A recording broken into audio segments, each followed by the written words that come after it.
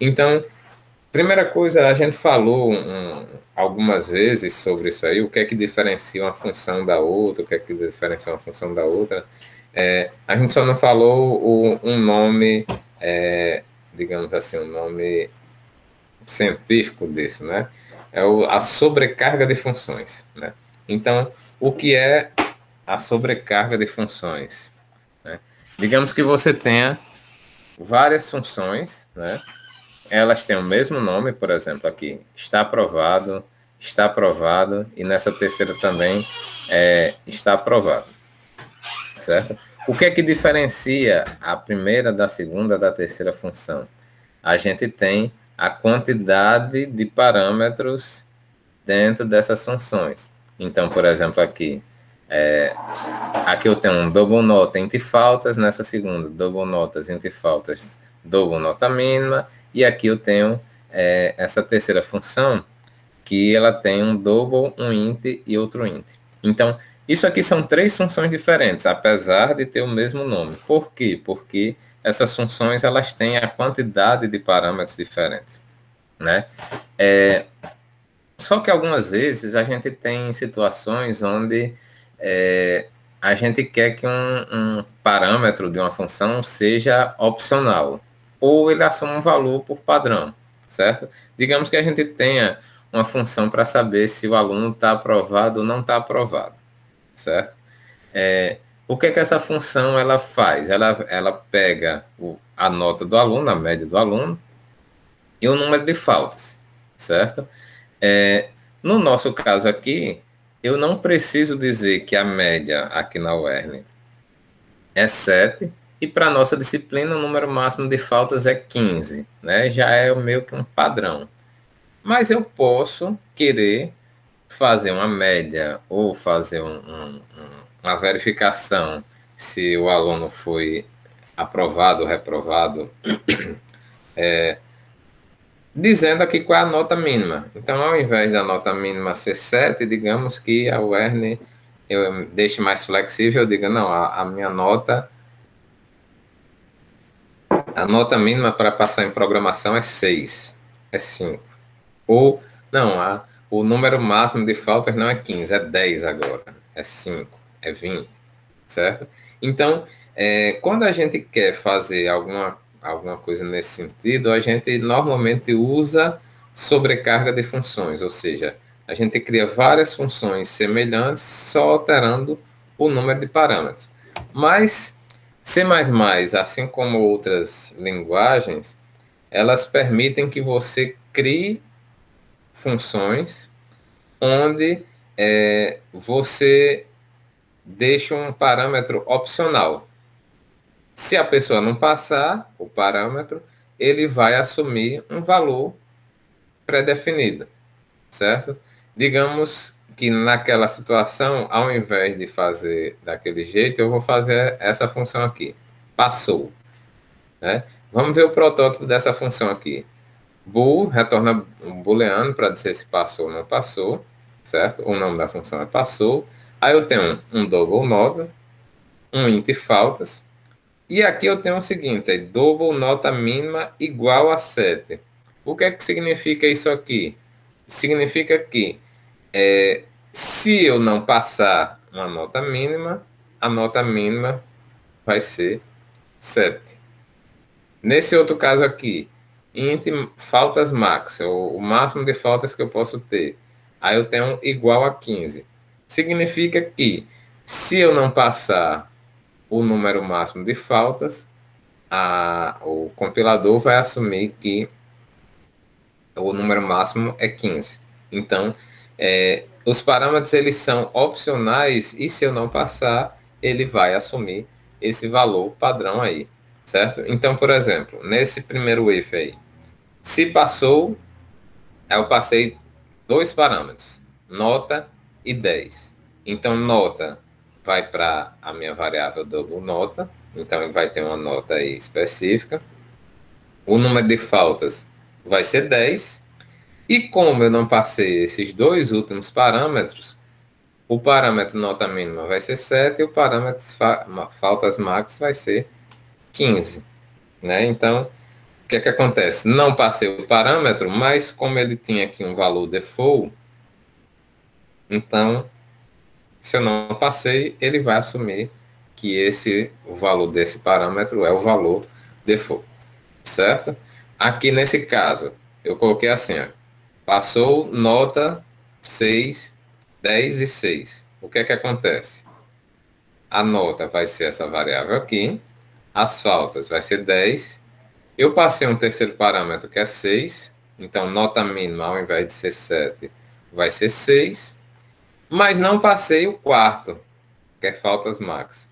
Se eu não passei o quarto, então falta max, ele vai pegar o valor default dele, que é 15, certo? E no último if aí, eu passei um parâmetro n, que vai ser a nota, passei um parâmetro f, que vai ser as faltas, passei 5, que vai ser a nota mínima, e passei 22, que vai ser as faltas max. O que é que isso significa? Que nenhum desses parâmetros vai assumir o valor default. Por quê? Porque eu passei todos eles de uma vez. Então, essa coisa de ter o valor default, ele lhe desobriga a passar o parâmetro. Então, fica como se ele fosse um parâmetro opcional, certo? Mas aí eu vou dar falar logo isso aqui. Em C++ a gente tem algumas limitações, né? Como assim? Se eu colocar um valor default, por exemplo, aqui nesse primeiro parâmetro, e colocar um outro double aqui. Se eu passar só um parâmetro, o que é que ele vai, o que é que o compilador vai pensar? Que eu disse que essa nota mínima vai ser outra coisa, ou eu estou passando média e nota mínima vai ser 7. Então, em C++, somente os últimos parâmetros eles podem ser omitidos, né? Eles podem ser opcionais, certo? Então, você não pode criar um parâmetro que a gente chama parâmetro fixo, né? Como aqui, double notes, botar um opcional com valor default e botar outro fixo, né? Então, no C++, se eu comecei com um fixo, ele vai continuar fixo até que eu bote um opcional. Se eu tiver um parâmetro opcional, todos os outros depois deles vão ter que ser opcionais, certo? Então, em C++, somente os últimos parâmetros eles vão ser vão poder ser usados com valor default, certo? E da mesma forma, se você passar um número de parâmetros menor do que o que está aqui na sua declaração, ele sempre vai associar os valores omitidos com os últimos. Por exemplo, aqui, cria essa função, recebe um valor de notas, o início e o fim. Se eu botar notas, ele vai considerar que início é 0 e fim é 10. Se eu colocar notas, vírgula 2, o C++ vai considerar que notas é esse vetor e que início é 2, né? E aqui da mesma forma, início é 2, fim é 6. Se eu quiser deixar o início com valor 0 e fim com valor 5, como é que eu faço? Eu posso omitir o valor início que está aqui nesse meio? Não. Se você passar dois parâmetros, ele vai sempre considerar. Aqui é o primeiro, aqui é o segundo. Certo? Então você não tem como deixar um parâmetro aqui no meio com o valor default sem atribuir. Certo? Você só sempre vai atribuir o valor default ao próximo. Isso aqui eu já falei, né? Algumas coisas que a gente fala não tem normalmente em C++, mas em outras linguagens existem, certo? Essa limitação do C++ de você colocar os parâmetros opcionais em ordem, em outras linguagens não essa limitação ela pode ser contornada, certo? Por exemplo, em Python, só para citar aqui Python, mas existem outras linguagens, você tem o conceito de parâmetros nomeados, certo? O que é um parâmetro nomeado? É que ao invés Existem duas formas de você passar parâmetros por Python, né, no Python. É o que a gente chama primeiro de parâmetros posicionais e os parâmetros nomeados ou keywords parâmetros, certo? Como é que funciona? Imagine que você tem essa função aqui, média, que tem A, B e C. Se você chamar média e botar três valores, ele vai pegar o primeiro valor para A, o segundo valor para B e o terceiro valor para C, certo? Mas no caso do Python, você pode passar esses valores em uma ordem aleatória, sendo que para cada parâmetro você nomeia qual é o valor que você quer para cada um. Então você pode chamar alguma coisa do tipo média, com C recebe 10, A recebe 5, B recebe 2. É a mesma função média, são os mesmos parâmetros ABC, só que ao invés de passar os parâmetros posicionais, ou seja, na ordem que elas aparecem, você tem os parâmetros nomeados, né? Ou keywords parâmetros, certo? Então você pode colocar o nome, o valor, nome, valor, nome, valor, certo? Mas tá certo, mas é uma característica do Python, beleza? Mas e o que é que isso tem a ver com o nosso parâmetros com valor default, né? Enquanto no C++ a gente não consegue passar, por exemplo, um valor intermediário como sendo o valor default, no Python, se você usar os parâmetros nomeados, você consegue fazer isso. Então, por exemplo, você tem essa função aí, A, aí B igual a zero, C igual a zero, né? Ou seja, Python também tem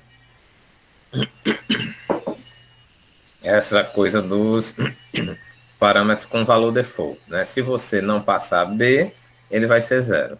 Se você não passar C, o valor de C vai ser zero. Então, da mesma forma, você pode passar posicionalmente, soma só com um valor, ou com dois valores, e aí ele vai colocar para B, ou com três valores, e aí ele vai colocar ABC. No caso do Python com os valores nomeados, você pode passar esses valores nomeados para esses argumentos que têm valor default. Então, nesse caso, o, o parâmetro que você não colocar ele nomeado, ele vai pegar o valor default. Então, nesse caso aí, a gente tem soma, passando o parâmetro 10 e C recebe 1, certo? Então, no caso 10, como é um parâmetro posicional, ele vai seguir a ordem com a qual ele foi colocado, ou seja, qual é o primeiro parâmetro na ordem? É o A. Então, 10 vai ser o valor de A. Aí depois a gente tem B e C que são opcionais, e lá embaixo a gente colocou só C recebe 1.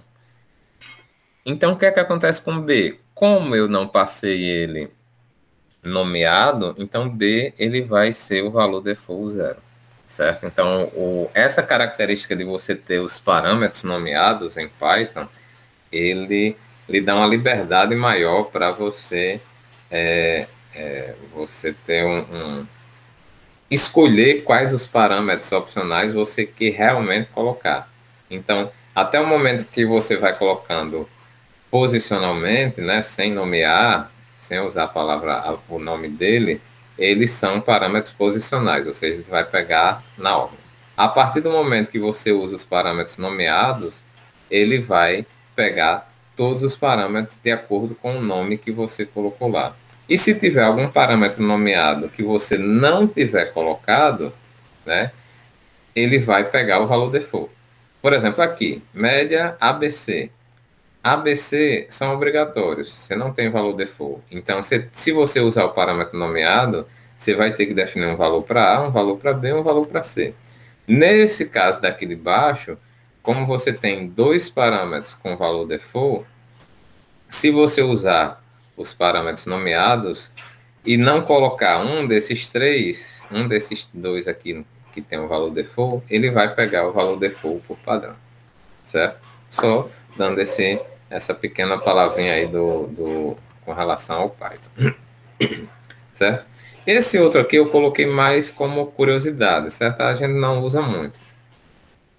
você pode criar uma função com um número indeterminado de parâmetros. Ou seja, eu tenho a mesma função, ele recebe 3 parâmetros, na outra ele recebe 5 parâmetros, na outra ele pode receber 10 parâmetros.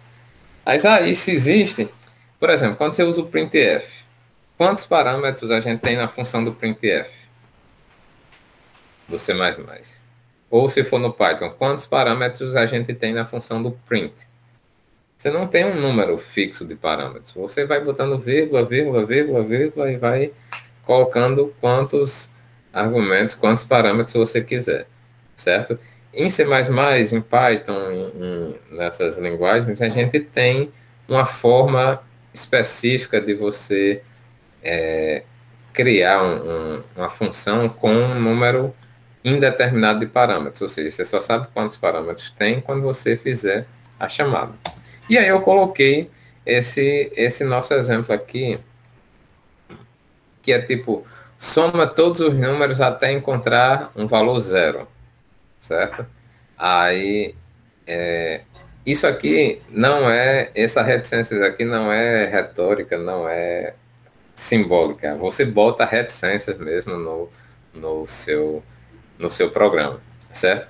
Significa que essa função aqui ela tem dois parâmetros que é obrigatório, e depois dos dois parâmetros obrigatórios, você tem quantos parâmetros você quiser, certo?